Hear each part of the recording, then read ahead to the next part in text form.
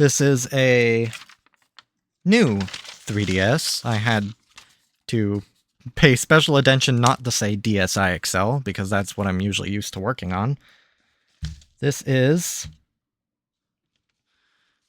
You'll have to take my word for it because I don't want to remove the back panel, but this is serial number YJF10627264, and then there's a space 6. Little different serial number structure than I'm used to on the DSi. So I'm going to be going over why I gave it the condition score that I did.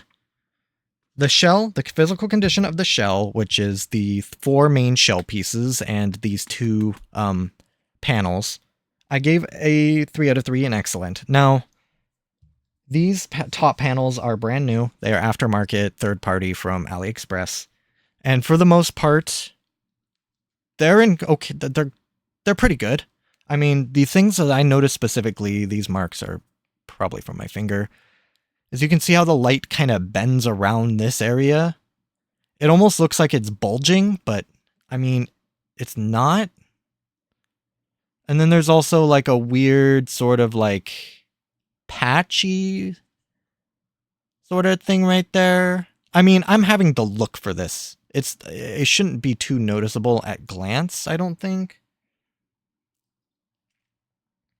And then the rear, even though the rear panel is brand new, it did acquire a couple scratches. Like there's a scratch right there. There's some very light scratches right around here. And as far as the rest of the shell is concerned, the 2 main shell pieces are in excellent shape. I don't see anything wrong. The only like proper scratch on the main shell housing is right here. Right next to the like little Wi-Fi signal or the wireless signal. There's just a tiny little scratch. And I mean, that's it. So I have no problem giving it an excellent. Hardware. So the physical condition of the hardware is all of the buttons, the screw covers, the shoulder buttons, things of that sort. I gave it a 1 out of 3. Now, I noticed very quickly that there's just weird marks on a bunch of these buttons. This X button has this weird like vertical line on it. The Y button has a scratch on it. I couldn't get that visible in my camera without trying. I'm not going to try. The D-pad had 4 marks on each of the corners. I'll try and see if I can get a good image of that. So right here, there's sort of like a 2 diagonal marks. And then on these 2 inputs, there's like a vertical mark and a horizontal mark. I don't know if, like, that seems a little too precise to be damage. I want to say they're factory artifacts, but I can't say with any amount of confidence that that is actually the case. And then for the shoulder buttons, the R button has a good, like, scratch through the center of it, which again could just be a weird factory artifact. A little hard to show. There it is. The ZR button's fine, the ZL button's fine, and the L button had, again, 2 marks on it. These were kind of a little hard to see. There's a horizontal mark, and then there's a vertical mark right next to it that's a little hard to show. So just a bunch of like little imperfections in these buttons that I don't actually know are like, if they're factory or what. I didn't look at these sliders when I did my final condition assessment, but or when I did my final test, but they look fine. And all the shoulder buttons are in, or all the screw covers look good as well. So I made it a 1 out of 3 just because of all those strange marks. They're nothing that impacts gameplay, and these 2 circle pads are brand new, so that's why I didn't look at them. The physical condition of the screens, those are the 2 pieces that sit above the LCD panels, so that is the top screen lens and this digitizer. I gave a 2 out of 3. Generally, the only scratches I could find is some very, very light scratches on the bottom screen. There they both are right there. And I think there was a mark up here on the top screen. Where was it?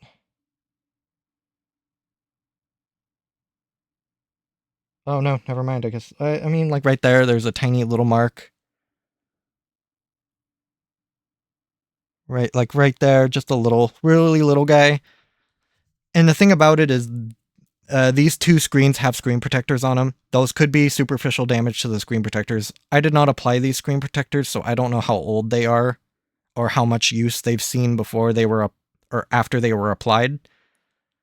I'm just going to claim them as damage to the lens and the digitizer because I wouldn't know otherwise. I'm not going to remove the screen protectors to try and figure out where the damage is. They're just fine as they are. But so those scratches I wouldn't rate as high. I would say those are mostly superficial and possibly attached to the screen protectors, in which I would almost disregard them. Why I took the point off is there is debris underneath the top screen lens. This spot in particular is a good one, and there's just a couple other pieces of debris. Now, it's possible that the debris just works its way underneath there naturally, or this lens was removed at one point and debris got underneath there. There's also like a dot right there. Now, this spot is visible. When you have the display on, you can make out that spot if you look for it.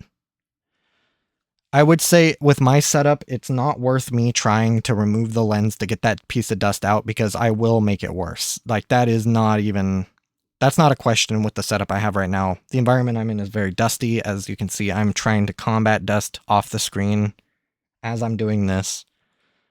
So that's just going to have to be the artifact that stays with this console, which was why I bumped off an entire point. And for the screen condition, now, this is a new 3DS, it's going to take a second to boot.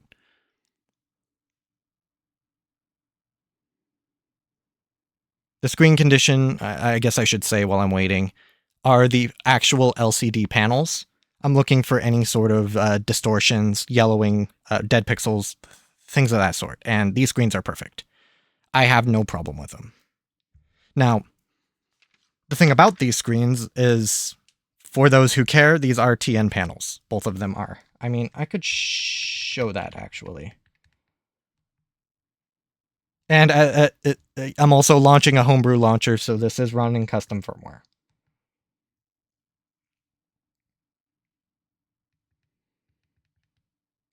Hardware, upper lower screens, TN panels. Now, for those not really familiar with that argument, I can only give my opinion.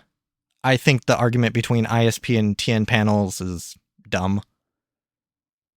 But if this matters to you, then just know that these are TN panels. I would say this console would be perfectly playable, and you would never know the difference between ISP and TN panels unless you play your games like this. So that is why I gave it the physical condition score that I did.